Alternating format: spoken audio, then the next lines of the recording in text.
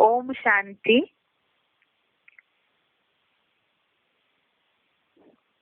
आज का गीता का श्लोक है पहले अध्याय का 46वां श्लोक, अध्याय फर्स्ट, श्लोक नंबर 46। श्लोक है, यदि माम प्रतिकारम अशस्त्रम शस्त्रपाणयः धार्तराष्ट्रारणे हन्यु तन्मे क्षेमतरम भवेत्। श्लोक दोबारा, यदि माम प्रतिकारम अशस्त्रम शस्त्रपाणयः धार्तराष्ट्रारणे हन्यु तन्मे क्षेमतरम भवेत्। इसका संधि विच्छेद है, यदि माम अप्रतिकारम अशस्त्रम शस्त्रपाणयः धार्तराष्ट्रारणे हन्यु तत् मे क्षेमतरम भवेत्।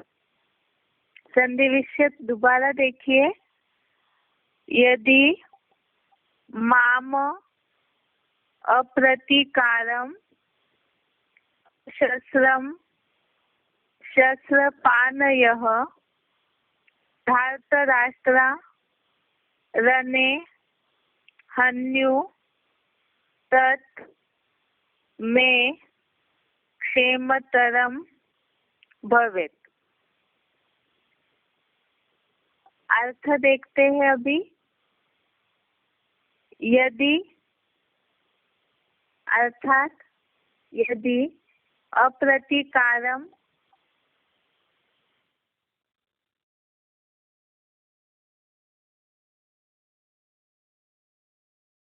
शस्त्र रहित माम अर्थात मुझको शस्त्रपाणयः शस्त्रपाणयः अर्थात हाथ में हथियार लिए हुए धार्तराष्ट्र अर्थात धृतराष्ट्र के पुत्र रणे अर्थात युद्ध में हन्यु अर्थात मार डाले तत् अर्थात वह मैं अर्थात मेरे लिए क्षेमतरम अर्थात विशेष कल्याणकारी भवेत् अर्थात होगा। एक बार दोबारा अर्थ देखते हैं।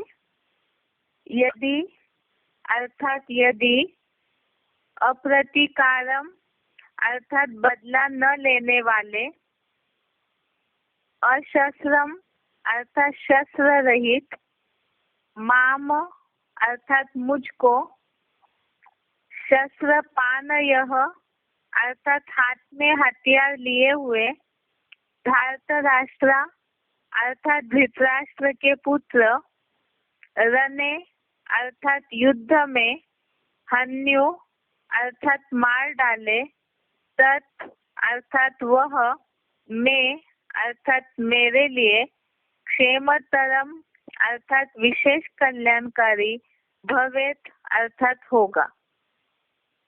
तो इसका अर्थ है, यदि बदला न लेने वाले शस्त्र रहित मुझको हाथ में हथियार लिए हुए धृतराष्ट्र के पुत्र युद्ध में मार डाले, वह मेरे लिए विशेष कल्याणकारी होगा। यदि बदला न लेने वाले शस्त्र रहित मुझको हाथ में हथियार लिए हुए धृतराष्ट्रों के पुत्र युद्ध में मार डाले, वह मेरे लिए विशेष कल्याणकारी होगा। अर्थात अभी तक हम जो भी श्लोक देख रहे थे कुछ दिनों से, इसमें यही बात आ रही थी कि अर्जुन के मन में जो दुविधा चल रही है कि कौरवों को मार करके हमें पापी लगेगा, वो हमारे लौकिक सगे संबंधी है, तो ऐसे सगे संबंधियों को मारने से या उनकी धारणाओं को उनको दुख देने से हमें पापी लगेगा, इसलिए हमें ऐसा राज्य नहीं चाहिए। तो इसी में ये बात भी आई है कि यदि बदला न लेने वाले शस्त्र रहित मुझको, माना अर्जुन के हाथ में शस्त्र नहीं है और ऐसे समय में हाथ में हथियार लिए हुए धृतराष्ट्रों के पुत्र युद्ध में मार डाले, अर्थात कौरव सेना के जो भी धृतराष्ट्र के पुत्र है वो अगर मेरे हाथ में शस्त्र न होते हुए भी मुझे युद्ध में मार डाले तो भी वह मेरे लिए विशेष कल्याणकारी होगा। अर्थात ये भावना है कि हमें उनको ठेस नहीं पहुंचानी है किसी भी प्रकार का। जो बीच में एक श्लोक आया इसमें यही बात आई थी कि हम ऐसे पाप से बचे, इसीलिए इस युद्ध से हम अलग होने के लिए क्यों न विचार करें। तो इसी में ये भी बात बोल रहे हैं अर्जुन कि ऐसे युद्ध में अगर कौरव सेना वाले मेरे हाथ में शस्त्र नहीं है तो भी मुझे अगर मार डालते हैं इस युद्ध में तो भी वो मेरे लिए विशेष कल्याणकारी होगा, क्योंकि उनके मन में देह और देह के संबंधियों के प्रति बहुत स्नेह है। इसलिए भावना आ रही है कि मुझे उनको कुछ भी ठेस नहीं पहुंचानी है, हानि नहीं पहुंचानी है। भले ही कौरव सेना वाले मुझे इस युद्ध में मार डाले तो भी वो मेरे लिए कल्याणकारी होगा। तो ये बात तो हम ज्ञान के आधार से समझ रहे हैं, वास्तव में तो हिंसक युद्ध नहीं है। यहाँ तो दैहिक संबंधियों का जो भी गलत कर्म कर रहे थे कौरव, तो उनके आसुरी गुणों को नाश करने के लिए ही महाभारत युद्ध हुआ है। अभी एक बार इसे क्लैरिफिकेशन सहित समझते हैं।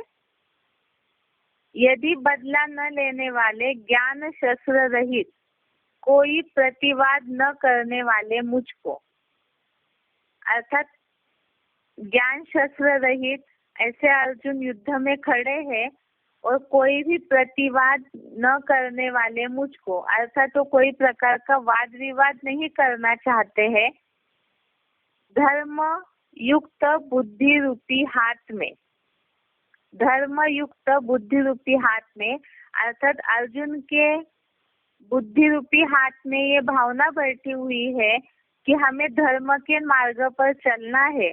तो उनके बुद्धि में अभी जब देह भान है, पूरा ज्ञान बुद्धि में नहीं है, तो इस हिसाब से वो ये सोच रहे हैं कि यही धर्म है कि हम किसी को भी न मार डाले या किसी को भी उनकी धारणाओं से दूर न करे, भले ही वो विदेशी विधर्मियों की धारणाएं क्यों न हो।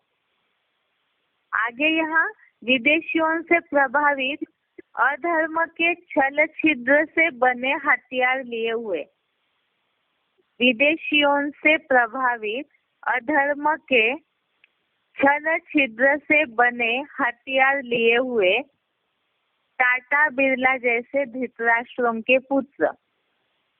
तो विदेशियों से प्रभावित अधर्म अर्थात जिनके पास, कौरव सेना वालों के पास तो धर्म धारणाएं है नहीं, और सब विदेशी विधर्मियों से प्रभावित है कौरव संप्रदाय वाले। तो इसीलिए वो उसी प्रकार का, जैसे जो भी ऐसे विधर्मी है उनमें तो काम क्रोध अलग अलग प्रकार के विकारों का महत्व ज्यादा रहता है, तो उसी के कारण ही वो ऐसे अवगुणों से भर कर के ही छल छिद्र वाला ही व्यवहार करते हैं। तो ऐसे अधर्म से प्रभावित छल छिद्र से बने हथियार लिए हुए टाटा बिरला जैसे धृतराष्ट्रों के पुत्र रूप कांग्रेसी कौरव दीर्घकालीन राज्य जाति भाषा आदि की सिविल वॉर से पैदा किए गए हिंदू मुसलमान आदि के सन्नद्ध धर्म युद्ध में, तो ऐसे जो भी टाटा बिरला जैसे धृतराष्ट्रों के पुत्र है,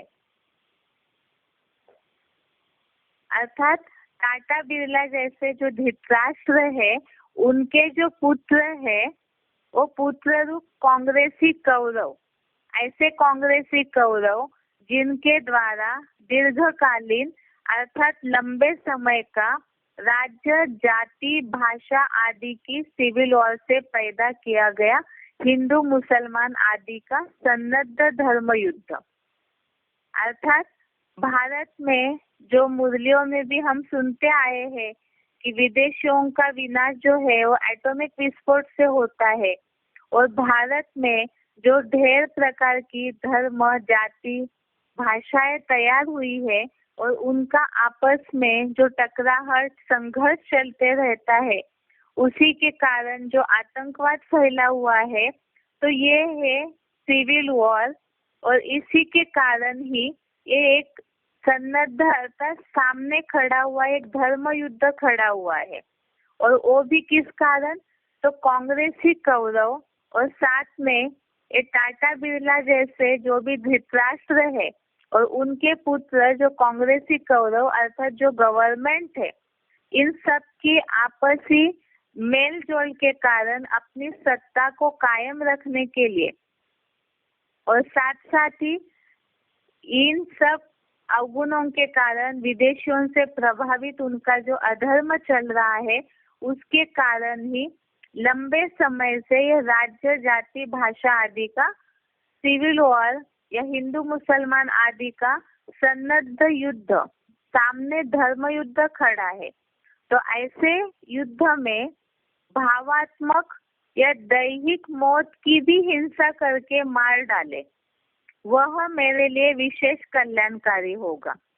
अर्थात यहाँ ये बात आ रही है अर्जुन के मन में कि ऐसे युद्ध में अगर ये कौरव सेना वाले मुझे दैहिक मौत की हिंसा से मारे, चाहे भावात्मक माना भावनात्मक रीति से भी मार डाले, अर्थात मेरी भावनाओं को भले ही ठेस पहुंचा दे, तो भी वो मेरे लिए कल्याणकारी है।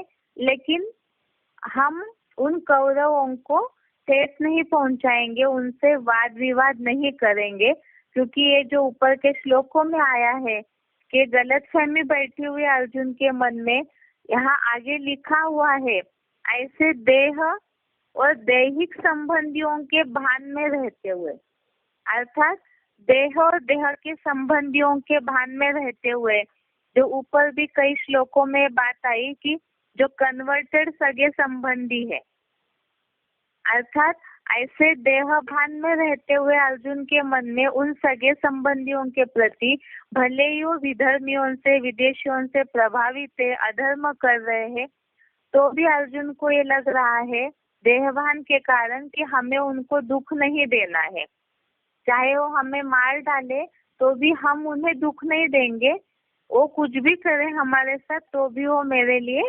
विशेष कल्याणकारी होगा। तो यहाँ ये श्लोक या इसमें अभी तक जो भी हम श्लोक देखते आए हैं, वो सारे ही देह और देह भान के कारण, दैहिक संबंधियों के भान के कारण ही अर्जुन के मन की स्थिति इस तरह से दुविधा वाली चल रही है, जिसमें ये बात बताई हुई है। तो ये तो महाभारत युद्ध में जो अव्वल नंबर अर्जुन है, तो उनके लिए ये बात बताई। तो साथ में ही जो भी नंबरवार पुरुषार्थी है, तो उनके मन में भी इसी तरह की बातें चलती है। इस पहले अध्याय का जो नाम है, जैसे बेसिक कोर्स में हमने देखा कि 18 अध्याय को 18 अलग अलग प्रकार के नाम दिए हुए हैं, तो ये पहले अध्याय का नाम ही दिया हुआ है अर्जुन विषाद योग, अर्थात विषाद माना ही दुख। तो यहाँ पूरे सारे श्लोकों में हम जो अभी तक देखते आए पहले अध्याय में, तो इसमें सारे ही श्लोकों में अर्जुन केवल दुख और शोक ही मना रहे हैं, देह देह के संबंधियों के बिछड़ने का या उनको ठेस पहुंचाने का।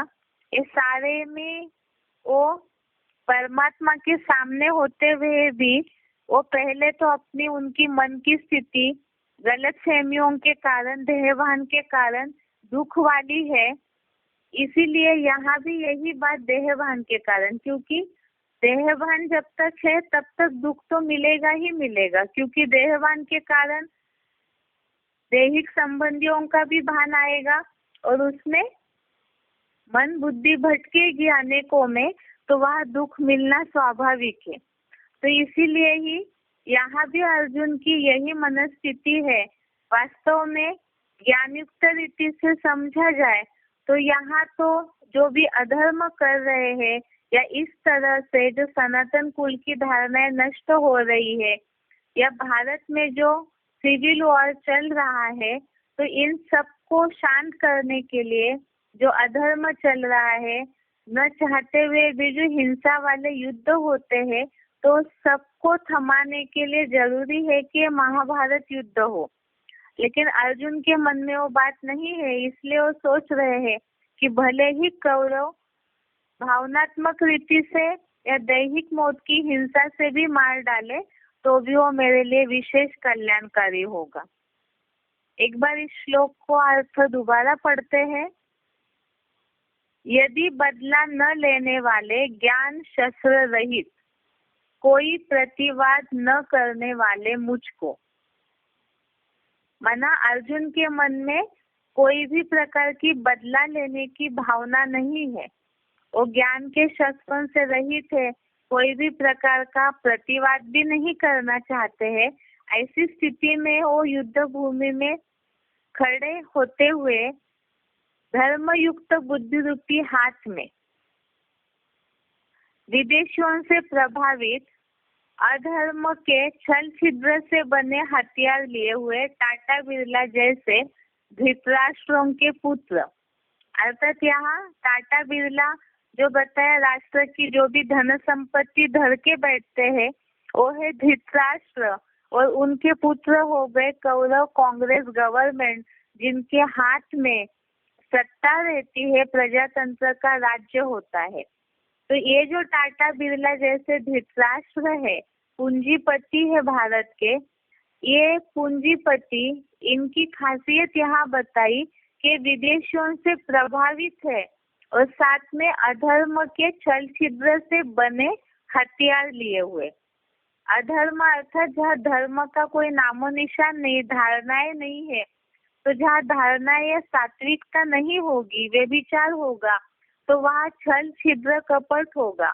और ऐसे छल छिद्र से बने हुए हथियार लिए हुए टाटा बिरला जैसे धृतराष्ट्र और उनके धृतराष्ट्रों के पुत्र जो कांग्रेसी कौरव है, इनके कारण, प्रजातंत्र के लोभ के कारण, या तो अनेक मतों में जहाँ पे अधर्म बटा हुआ है उसके कारण लंबे समय का, दीर्घकालीन अर्थात लंबे समय का राज्य, जाति, भाषा आदि की सिविल वॉर से, सिविल वॉर अर्थात ये जो भारत में युद्ध होता है आपसी मतभेदों के कारण, तो सिविल वॉर हो गया और उससे पैदा किए गए हिंदू मुसलमान आदि के सन्नद्ध धर्म युद्ध में, अर्थात ये जो आपसी जाति, भाषा आदि की जो टकराहट चल रही है उससे हिंदू मुसलमान का जो युद्ध, धर्म युद्ध खड़ा हुआ है।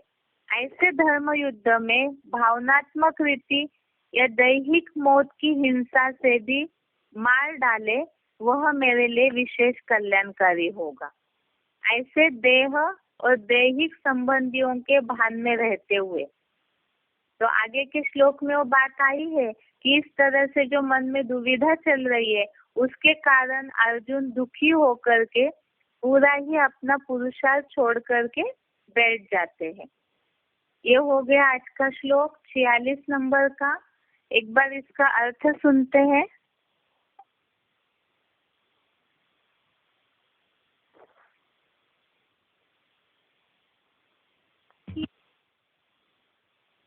यदि मामं प्रतीकारम् अशस्त्रं शस्त्रपाणय धातराष्ट्रारणे हन्य तन्मे क्षेमतरं भवेत्। यदि बदला न लेने वाले, ज्ञान शस्त्र रहित, कोई प्रतिवाद न करने वाले मुझको, धार्मिक बुद्धि रूपी हाथ में विदेशियों से प्रभावित अधर्म के छल छिद्र से बने हथियार लिए हुए टाटा बिरला जैसे धृतराष्ट्रों के पुत्र रूप कांग्रेसी कौरव, दीर्घकालीन राज्य, जाति, भाषादि की सिविल वॉर से पैदा किए गए हिंदू मुस्लिम आदि के सन्नद्ध धर्म युद्ध में अनिश्चित या दैहिक मौत से भी हिंसा करके मार डाले, वह मेरे लिए विशेष कल्याणकारी होगा। ऐसे देह और दैहिक संबंधों के भान में रहते हुए यदि मामं प्रतीकारम् अशस्त्रं शस्त्रपाणय धार्तराष्ट्रारणे हन्यु तन्मे क्षेमतरं भवेत्। यदि बदला ना लेने वाले ज्ञान शस्त्र रहित कोई प्रतिवाद ना करने वाले मुझको धार्मिक बुद्धि रूपी हाथ में विदेशियों से प्रभावित अधर्म के छल छिद्र से बने हथियार लिए हुए टाटा बिरला जैसे धृतराष्ट्रों के पुत्र रूप कांग्रेसी कौरव दीर्घकालीन राज्य जाति भाषादि की सिविल वॉर से पैदा किए गए हिंदू मुस्लिम आदि के सन्नद्ध धर्म युद्ध में अनिश्चय की या दैहिक मौत से भी हिंसा करके मार डाले वह मेरे लिए विशेष कल्याणकारी होगा। ऐसे देह और दैहिक संबंधों के भान में रहते हुए आगे है बेसिक कोर्स का टॉपिक। अभी तक हम बेसिक कोर्स में समझते आए हैं आत्मा के पार्ट में मन बुद्धि क्या है, आत्मा और देह किस तरह से अलग है। वैसे तो दुनिया में जो भी लोग हैं इतना तो समझते ही है कि मन में विचार चलते हैं या तो बुद्धि में निर्णय लिया जाता है। अभी जिन वो जिज्ञासुओं को हमें बात समझाते हैं, अभी तक इतना लंबा कोर्स हमने समझाया है, जिन भी जिज्ञासुओं को हम समझाएंगे तो उसमें मन की चंचलता के बारे में बताया, मन की स्थिरता के बारे में बताया, बुद्धि किस तरह से निर्णय लेती है, किस तरह से बुद्धि का ज्ञान ढका हुआ है वो भी बताया। उसके बाद बुद्धि दाता का भी परिचय दिया, क्योंकि मनुष्य मात्र की बुद्धि तो मैली हुई है, उसे सात्विक बनाने के लिए बुद्धिमानों की बुद्धि कौन है उनके लिए भी बताया, और वो बुद्धिमानों की बुद्धि श्रेष्ठ कैसे है उसके लिए भी हमने बताया कि वो ज्ञान सागर है, त्रिकालदर्शी है, इसीलिए उन्हीं से अगर हम बुद्धि लेते हैं तो बुद्धि सात्विक हो सकती है।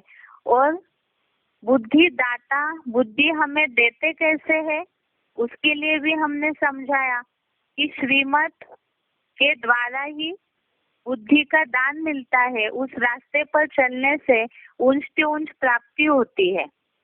इतनी सारी बातों का नॉलेज है।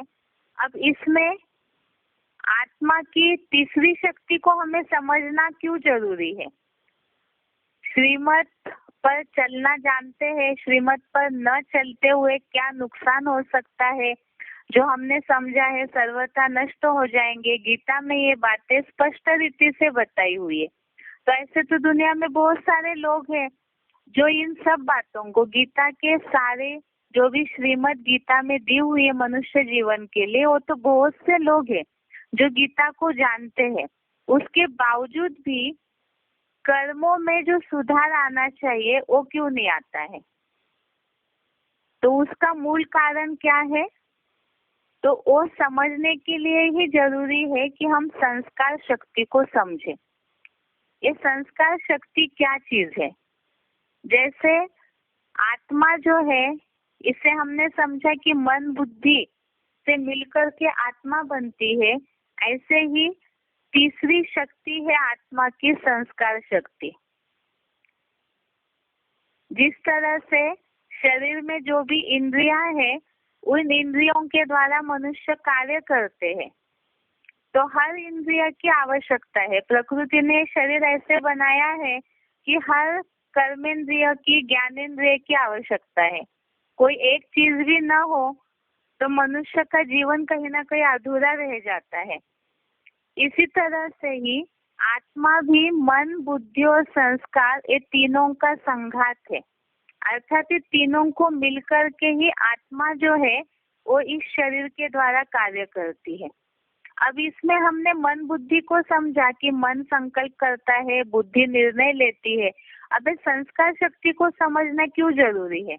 ये संस्कार शक्ति भी मन बुद्धि की तरह ही बहुत पावरफुल शक्ति है। वो कैसे? जिसके लिए पहले हमें समझना है कि संस्कार शक्ति की परिभाषा क्या है। अब इस संस्कार शक्ति की परिभाषा के लिए दोबारा एक बार हम मन और बुद्धि के कार्य को थोड़ा समझते हैं। मन का कार्य हमने समझा है। मन में संकल्प आता है, विचार आता है, कर्म करे या न करे, क्योंकि वो घोड़े की तरह दौड़ते रहता है, लगातार संकल्प चलते रहते हैं। अब बुद्धि का काम है निर्णय करना, परखना, समझना और उस आधार से निर्णय लेना, फैसला करना। अब बुद्धि जिस तरह से भी अगर मैल से ढकी हुई है तो वैसा निर्णय लेती है, और नहीं ढकी है तो उसी आधार से निर्णय लेगी, जिस पे डिपेंड करता है कि वो सात्विक कर्म कर रही है, राजसी या तामसी कर्म कर रही है। और मन ने संकल्प करने के बाद, बुद्धि ने निर्णय लेने के बाद उसका जो प्रभाव पड़ता है कर्म पर, वो कर्म पर पड़ने वाला जो प्रभाव है वही वास्तव में संस्कार है। जो भी कर्म किए जाते हैं मनुष्यों के द्वारा, वो कर्मों का लेप छेप जो है वो अच्छे बुरों का कर्मों का लेप छेप मन बुद्धि पे पड़ता ही है। जैसे बताया कि ये तीनों भी अरस परस चीजें हैं। वो कैसे, उसे तो हम आगे समझेंगे कि संस्कारों का असर मन बुद्धि पे कैसे पड़ता है। लेकिन यहाँ बात है कि ये संस्कार जो है वो ऐसी प्रबल शक्ति है जो कर्म के लिए, वो कर्मों में दिखाई देता है उसके गुणों का प्रभाव।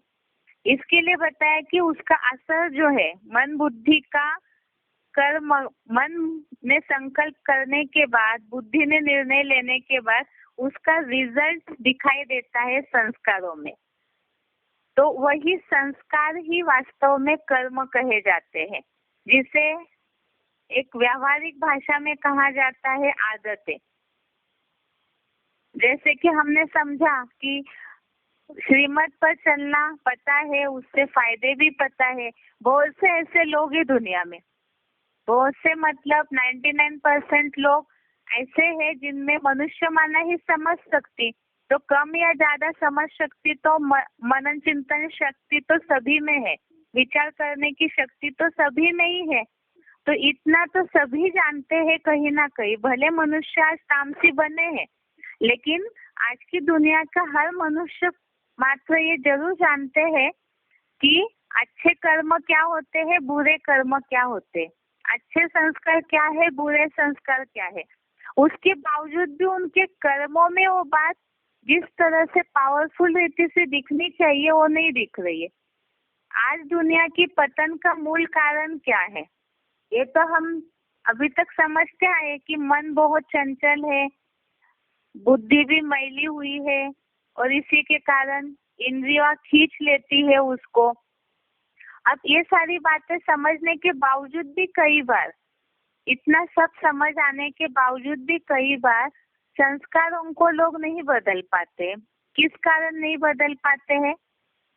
तो उसका कारण ये है कि कहीं ना कहीं ये संस्कार जो है वो अरस परस है, अर्थात ये तो हमने समझा है कि कर्मों का लेपछेप रहता है आत्मा पर, और यही संस्कार है, और वो जो लेपछेप संस्कार आत्मा पर रहता है उसी के कारण ही बरबस ही आत्मा इस तरह के कर्म करते रहती है। इसी के लिए ही आत्मा निर्लेप नहीं कही जाती है। ये हमने मन बुद्धि के टॉपिक में समझा है कि आत्मा निर्लेप नहीं है, क्योंकि कर्मों पर उसका लेपछेप रहता ही है। इसीलिए ही पाप आत्मा या पुण्य आत्मा कहा जाता है।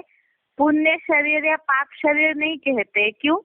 क्योंकि शरीर जो है वो तो जड़ है। जब तक चैतन्य शक्ति आत्मा उसमें प्रवेश करके उसके द्वारा कार्य न करे तब तक शरीर कुछ कर नहीं सकता है।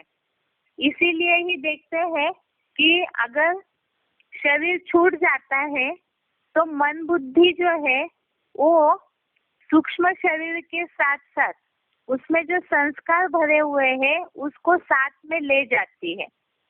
आत्मा निर्लेप क्यों नहीं है? इसका मूल कारण है कि इस जन्म में मनुष्य जो भी कर्म कर रहे हैं, मन ने विचार किया, बुद्धि ने निर्णय लिया, उसके बाद उसके कर्मों पे जो प्रभाव पड़ा, जो कर्म किए उसने, उसके जो संस्कार बने। कोई कर्म ऐसे होते हैं कि व्यक्ति मजबूरीवश अपने संस्कारों को नहीं सुधार पाता है, या इतने संस्कार दृढ़ हो जाते हैं कि वो इंद्रियों से वही वही कर्म करते रहता है, और उसका असर या उसकी छाप इतनी ज्यादा पड़ जाती है कि अगले जन्म में भी मनुष्य आत्मा उस संस्कारों को अपने साथ ही बहा करके ले जाती है। जैसे एक स्वाभाविक उदाहरण अगर ले, दुनिया में सभी इस बात को जानते हैं कि असत्य नहीं बोलना है, क्रोध नहीं करना है, किसी के साथ कोई बुरा व्यवहार नहीं करना है, दुख नहीं देना है। ये सारी बातों से पाप बनता है। कोई भी धर्म वाले हो, कोई भी जाति वाले हो, जितने भी मनुष्य है, इस स्वाभाविक मानवीय नियम को तो सभी लोग जानते हैं। इतना जानने के बावजूद भी कहीं ना कहीं ये जो संघर्ष खड़ा हुआ है हर देश में, हर मनुष्य आत्माओं के साथ, हर जगह पे जो भी टकराहट, संघर्ष का वातावरण है, जो हिंसाचार हो रहा है, जो कुछ भी आज दुनिया में भ्रष्टाचार, अत्याचार हो रहा है, तो ये किस कारण हो रहा है? इसका मूल कारण है संस्कार। मनुष्य सब अपने कर्मों के ऊपर जो लेप चढ़ा हुआ है, वो संस्कार ही मनुष्य आत्मा अपने साथ ले जाती है। और कई बार उन्हें ये समझ ही नहीं रह पाती है, इतनी ज्यादा बुद्धि का आवरण ढका हुआ है, संस्कार इतने ज्यादा पक्के हो जाते हैं कि वो उन संस्कारों को छोड़ नहीं पाते हैं। इसी के कारण सुधर भी नहीं पाते, और दुनिया के पतन का यही कारण बन जाता है कि लोगों के संस्कार, मनुष्यों के संस्कार कड़े होने लगते हैं। तो इसीलिए जिन्हें भी हम समझाते हैं उनसे पूछे जरूर कि सब कुछ समझ होते हुए भी मनुष्य सुधर क्यों नहीं पा रहा है। इसलिए नहीं सुधर पाते हैं क्योंकि लेप छेप चढ़ा हुआ है। अब इसका प्रूफ क्या है? गीता में भी इसके बारे में बताया है। दुनिया तो एक स्वाभाविक नियम जानती है कि मनुष्य संस्कारों को ले जाता है, लेकिन गीता में भी इसके बारे में ये बात बताई हुई है कि अल्टरनेट करके मनुष्य जन्म लेते रहते हैं और उन संस्कारों को बहा के ले जाते हैं अपने साथ, जिसे हम जानते हैं कि लोग दुनिया के समझते हैं।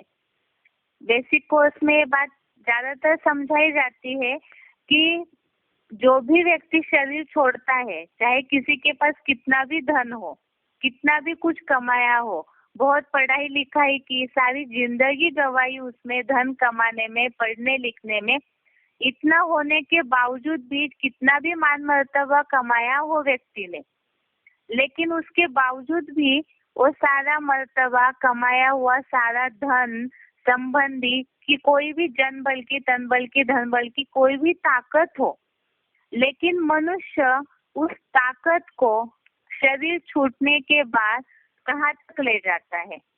वो शमशान तक भी वो ताकत नहीं, ज्यादा से ज्यादा जो धन बल कमाया, मर्तबा कमाया, और शमशान तक ही जाता है शरीर छोड़ने के बाद, और उसके बाद कुछ भी नहीं जाता है साथ में। जाता क्या है? केवल जो उसने जिंदगी भर कर्म किए हैं, अच्छे या बुरे, धन कमाने के लिए उसने जिस तरह के कर्म किए होंगे, अपना मान मर्तबा कमाने के लिए उसने जिस तरह से कर्म किए होंगे, तो जितने भी मान मर्तबा कमाया वो नहीं साथ जाएगा, लेकिन साथ जाएंगे उसके कर्म, और वही कर्म अगले जन्म में ही वो संस्कार बन करके वो जो शरीर लेता है उसका प्रभाव उसके कर्मों के ऊपर दिखाई देता है। यही बात को गीता में भी बताया हुआ है भगवान ने अर्जुन को कि मनुष्य आत्मा अपने साथ इन संस्कारों को ही ले जाती है। अब इसके लिए गीता में क्या बताया है, इसे एक बार हम समझते हैं।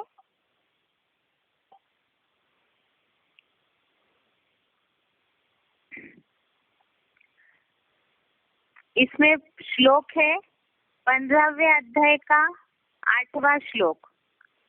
अध्याय 15 श्लोक नंबर 8। आत्मा अपने साथ संस्कार ले जाती है, इस बात को समझाने के लिए ही ये श्लोक है। शरीरम यत् अवाप्नोति यच्चपि उत्क्रामति ईश्वरः गृहीत्वा एतानि संयाति वायु गंधान इव आशयात्। श्लोक दोबारा देखिए।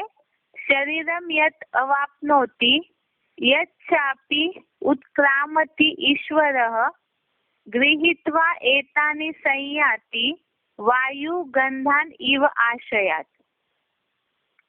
इसका अर्थ है, जब आत्मा ऊपर निकलता है और जब देह को धारण करता है, जब आत्मा ऊपर निकलता है अर्थात शरीर छोड़ती है, और जब देह को धारण करता है अर्थात दूसरा जन्म लेती है, देह धारण करती है, जैसे वायु फूलों से सुगंधियों को ले जाती है, वैसे ही इन भिन्न योनिगत प्राणियों की अपरा प्रकृतिगत दैहिक 23 तत्वों को लेकर जाता है। अर्थात यहाँ इसकी सार ये है कि जैसे आत्मा शरीर छोड़ के ऊपर निकलती है और दूसरा गर्भ धारण करती है, दूसरा शरीर धारण करती है, तो उसका उदाहरण दिया जैसे वायु अपने साथ फूलों की सुगंधियों को ले जाता है, तो इसी तरह से यहाँ भी आत्मा भी इसी तरह से अपने कर्मों को ले जाती है। एक बार इसे क्लैरिफिकेशन सहित देखते हैं तो और सही रीति से समझ में आएगा। जब पुरुषोत्तम संगम में परम ब्रह्मा के बुद्धि रूपी पेट में एकत्र अखंड योग ऊर्जा का अंश आत्मा या ईश्वर या प्राण वायु ऊपर निकलता है, और जब दूसरी देह के निर्जीव गर्भ को धारण करता है, तब जैसे अदर्शनीय वायु फूलों से सुगंधियों को दूर ले जाती है, वैसे ही प्राण वायु इन भिन्न योनिगत प्राणियों की अपरा प्रकृतिगत दैहिक 23 तत्वों को लेकर जाता है। यहाँ जो बात आई है दैहिक 23 तत्वों को, ये दैहिक 23 तत्व गीता के ही 13वें अध्याय के 5वें श्लोक में बताया है। दैहिक 23 तत्वों की बात गीता का अध्याय 13 श्लोक नंबर 5 में ये बात आई है। तो यहाँ ये जो बात बताई है, बात हमारी चल रही थी कि आत्मा संस्कारों को ले जाती है।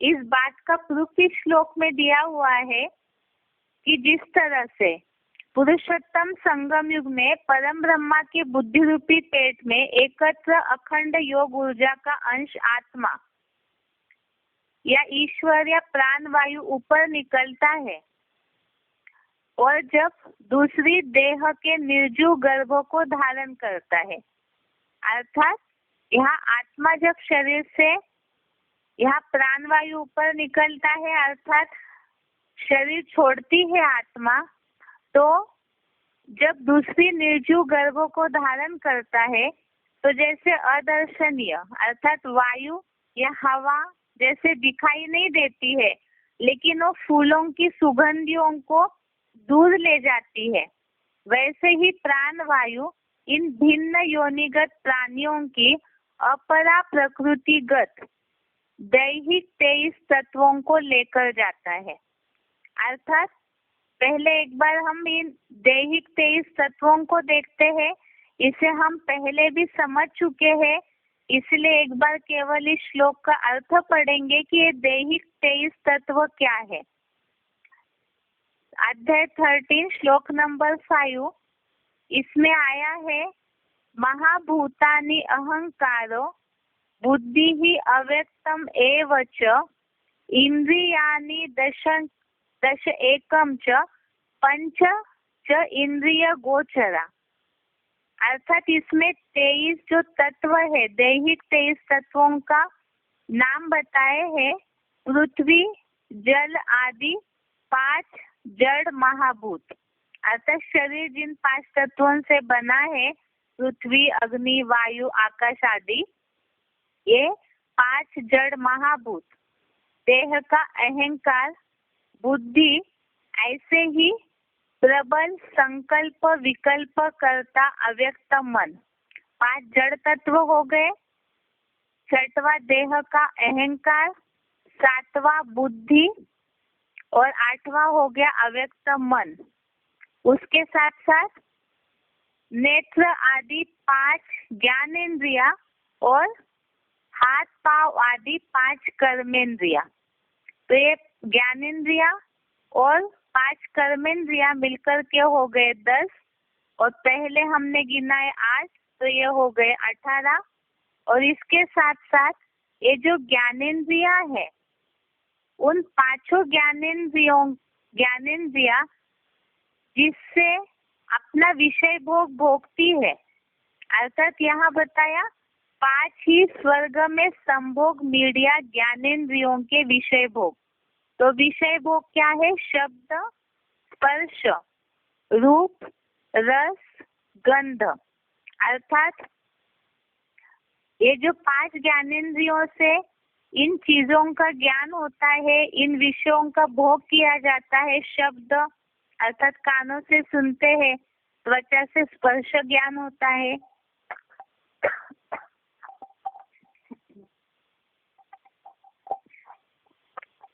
तो इसी तरह से ये 5 विषय भोग बताए 5 ज्ञानेन्द्रियों के।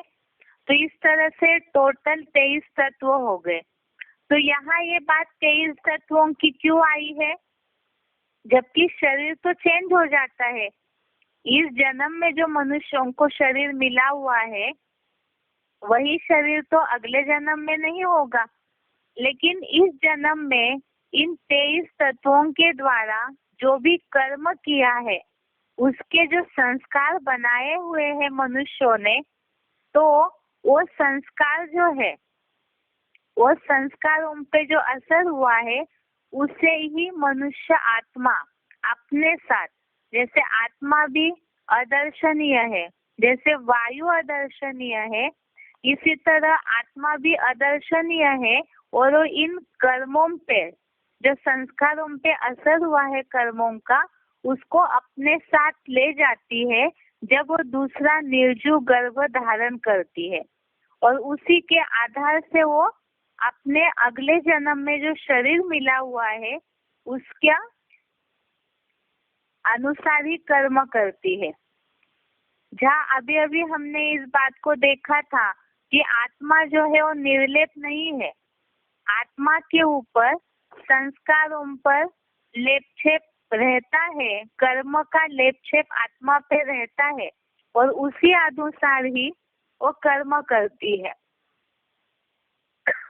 जिसके लिए ही गीता का जो 15वें अध्याय का 9वां श्लोक है, जैसे अभी हमने एक श्लोक देखा, 8वां श्लोक,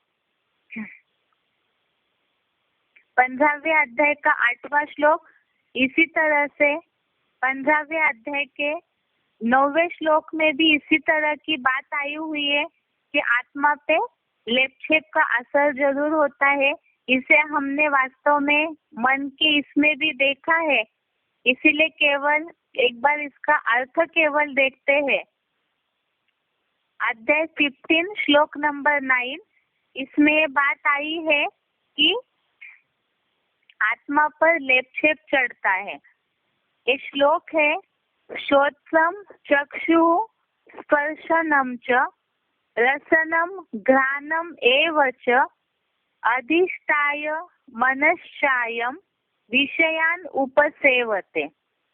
इसका अर्थ है, यह योग ऊर्जा रूप ज्ञान सूर्य की आत्म किरण परा प्रकृति कान, आँख, त्वचा, जीवा और नासिका को वैसे ही छठे चंचल मन बुद्धि युक्त अव्यक्त त्रिनेत्री का आधार लेकर पंच महाभूत निर्मित जड़ देह रूप यंत्र काल से विषय भोगों का ज्ञान कर्मेंद्रियों का सेवन करती है। अर्थात आत्मा जो है इस तरह से ज्ञान और कर्मेंद्रियों का सेवन करती है, तो जिस तरह का भी सेवन करती है या कर्म करती है तो उसका असर जरूर कहीं ना कहीं आत्मा के ऊपर होता है, जिसे ही 15वें अध्याय के इस 8वें श्लोक में बताया कि वो अपने साथ ले जाती है। अब ये संस्कार जब ले जाते हैं तो ये संस्कार जन्म जन्मांतर इसी तरह चलते रहेंगे फिर अल्टरनेट। तो मनुष्य जो है वो तो फिर अगर किसी ने इस जन्म में बरबस होकर के गलत ही कर्म किए हैं तो उस गलत कर्म का प्रभाव हर जन्म में अगर वो ऐसे ही लेकर के जाता रहेगा तो हर जन्म में ही दुखी होता रहेगा। तो फिर जो अच्छे हैं वो अच्छे ही होते रहेंगे, जो बुरे हैं वो बुरे ही होते रहेंगे। लेकिन क्या ऐसे ही चलता रहेगा? वास्तव में ये जो संस्कार है, जो आत्मा पे कर्मों का लेप छेप चढ़ा हुआ है, जो ले जाती है आत्मा अपने साथ हर जन्म में दूसरा शरीर धारण करने के लिए संस्कारों को, तो क्या ये संस्कार सुधर सकते हैं? तो इसे कैसे समझेंगे? कुछ लोगों का मानना तो ये रहता है कि ये जो चलता है वैसे ही चलना चाहिए, लेकिन वास्तव में अगर इस तरह से चलेगा तो दुनिया तो पतन की ओर ही जाती रहेगी। इसीलिए इसे समझना जरूरी है कि ये संस्कार या कर्म, इसीलिए तो हमने कर्म की थ्योरी को समझना भी जरूरी है, क्योंकि कर्म की थ्योरी अर्थात ही आदत है, आदतों के अनुसार कर्म होते हैं और ये आदत माना ही संस्कार है। तो वो सुधर सकते हैं या नहीं, इसे समझना जरूरी है। पहली बात तो हमने समझी है कि मन चंचल है, उसका असर बुद्धि पे होता है, उसका असर संस्कारों पे होता है। तो इसीलिए पूर्व जन्मों के संस्कार जो है वो हर व्यक्ति के बुद्धि को कंट्रोल करते रहते हैं, जिसे हमने बुद्धि के टॉपिक में समझा है कि बुद्धि के ऊपर जो संख्य रंग का कर्मों के प्रभाव का मेल चढ़ा हुआ है तो उसके कारण बुद्धि ढक जाती है, तो निर्णय शक्ति समझ शक्ति कम हो जाती है। तो इसीलिए बताया कि ये मन बुद्धि और संस्कार तीनों ही परस्पर चीजें हैं। तो इसमें पूर्व जन्मों के संस्कारों के अनुसार ही व्यक्ति के बुद्धि को कंट्रोल करते रहते हैं। अब जब ये संस्कार बहुत पक्के हो जाते हैं, जब व्यक्ति अपनी बुद्धि का लगाम या मन को कंट्रोल करना बिल्कुल छोड़ दे या तो बिल्कुल प्रभावित हो जाए संख्य रंग में, अपनी सारी समझ शक्ति निर्णय शक्ति छोड़ दे, तो उससे उसका सोचना विचारना बंद हो जाएगा। इसका उदाहरण क्या? आज जो दुनिया में आतंकवादी फैल रहे हैं या कुछ ऐसे खूंखार अपराधी हो जाते हैं, किस कारण हो जाते हो अपराधी? क्योंकि उन्होंने अपनी जो बुद्धि है या मन की चंचलता है उसको जड़ बना के रख दिया। तो इसी के कारण ही वो उन अपराधों को या उन गलतियों को बार बार करते रहते हैं, तो संस्कार उनका पक्का हो जाता है और सोचने विचारने की शक्ति बंद हो जाती है।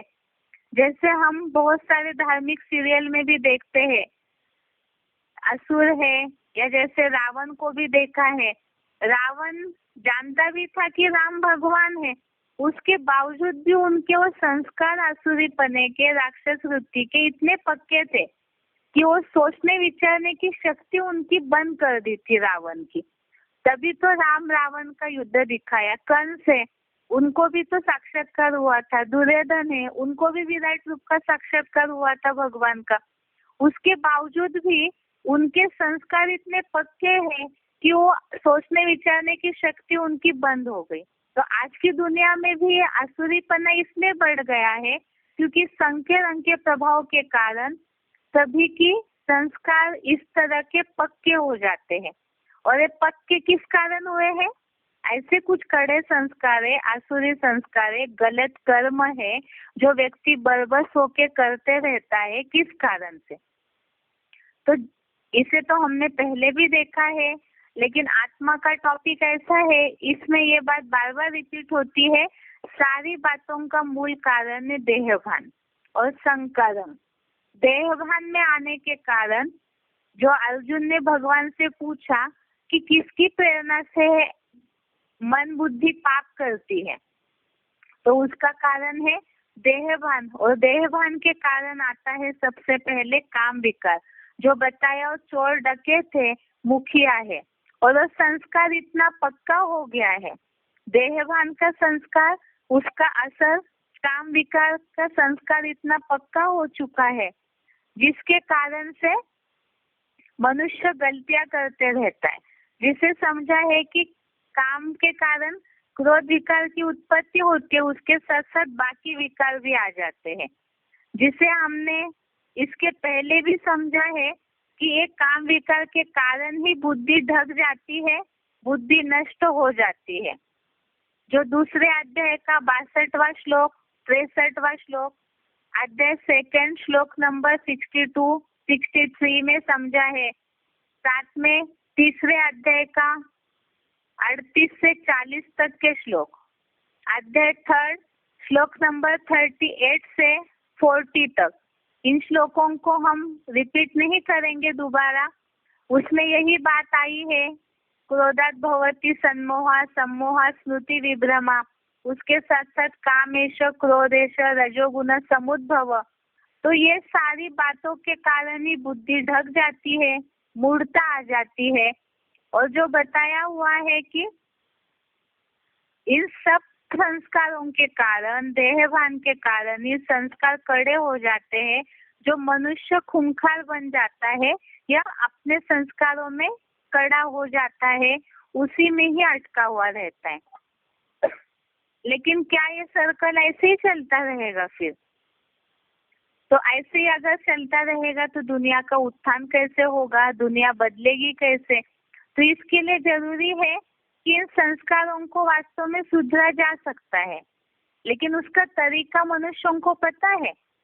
इसे भी हमने अभी समझा है पिछले हफ्ते ही कि ज्ञान देने वाले मनुष्य तो बहुत सारे हैं, लेकिन जिनके खुद के संस्कार नहीं बदले, जो जन्म मरण के चक्र में खुद आ रहे हैं, अपने जन्मों को भूल गए हैं, कर्मों की थ्योरी के बारे में खुद बड़े बड़े न्यायाधीश, विद्वान, पंडित चकरा जाते हैं, तो जिनके खुद के संस्कार मनुष्यों के न सुधरे हो, जो खुद कर्मों की गति के बारे में चकरा गए हो, तो जिन्होंने खुद को नहीं सुधारा है, तो वो फिर औरों को कैसे सुधार सकते हैं?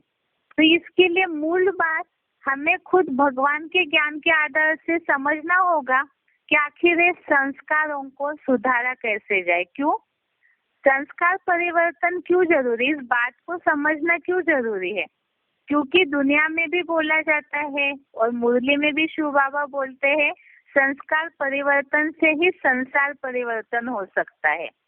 तो इसीलिए सबको अपने कर्मों को सुधारना जरूरी है। लेकिन वो कैसे सुधरेंगे कर्म? जिसके लिए समझना है कि वास्तव में मन, बुद्धि और संस्कार तीनों शक्तियां अरस परस है। लेकिन हमने बुद्धि के टॉपिक में इस बात को समझा है कि वास्तव में बुद्धि जो है वो सारथी है इस शरीर रूपी गाड़ी का, मन को चलाने का, कर्मों को करने का, इन सब का सारथी अर्थात ड्राइवर है बुद्धि।